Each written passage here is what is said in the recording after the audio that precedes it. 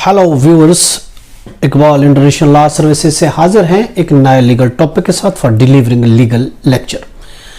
आज का हमारा जो टॉपिक है that is consent and free consent.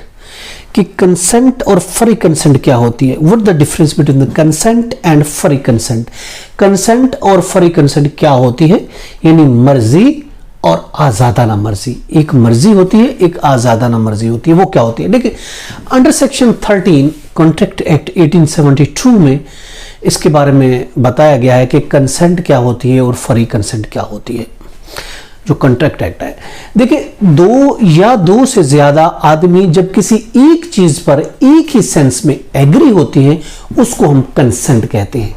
दो या दो से ज्यादा आदमी जब किसी एक चीज पर एक ही सेंस में एग्री हूं उसको हम कंसेंट कहते हैं। अब फ्री कंसेंट क्या होता है, ये तो हो गई कि वो किसी चीज पर यानी जब अपना इजहार राय, अपना राजीनामा, अपनी मर्जी ज़हर करते हैं एक ही सेंस में किसी भी चीज़ पर दो आदमी या ज़्यादा अपनी मर्जी का इजहार एक ही चीज़ में करते हैं, एक ही सेंस में करते हैं, एक ही सेंस में एग्री होते हैं, तो उसको हम कहते हैं ये मर्जी है, ये कंसेंट है। अब दूसरी चीज़ है आज़ादाना मर्जी।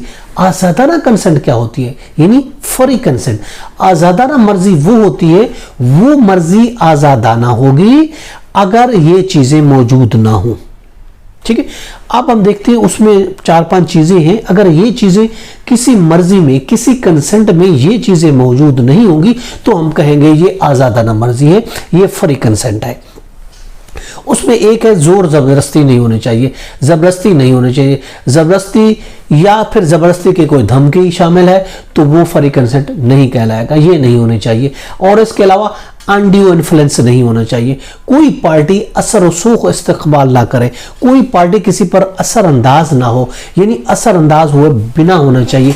अगर कोई असरअंदाज होता है, अगर उसमें से कोई एक पार्टी असरअंदाज होती है तो वो फ्री कंसेंट नहीं कहलाएगी, शर्त ये भी है। और इसके अलावा ये फ्रॉड नहीं होना चाहिए, झूठ नहीं होना चाहिए, कोई चीज़ कंसीलमेंट नहीं होना चाहिए। फ्रॉड से, झूठ से कोई चीज़ छुपाई हुई ये नहीं होनी चाहिए। अगर ये चीज़ होगी तो वो भी फ्री कंसेंट में नहीं आएगा, वो फ्री कंसेंट नहीं कहलाएगी। इसके अलावा ये भी जरूरी है कि फ्री कंसेंट के लिए वो मिस रिप्रेजेंटेशन नहीं होनी चाहिए, यानी गलत बयानी नहीं होनी चाहिए। मिस रिप्रेजेंटेशन करके कोई चीज नहीं मनवानी चाहिए, कोई मर्जी हासिल नहीं करनी चाहिए। अगर ये चीज शामिल होगी, मिस रिप्रेजेंटेशन शामिल होगी तो वो आजादाना मर्जी नहीं कहलाएगी।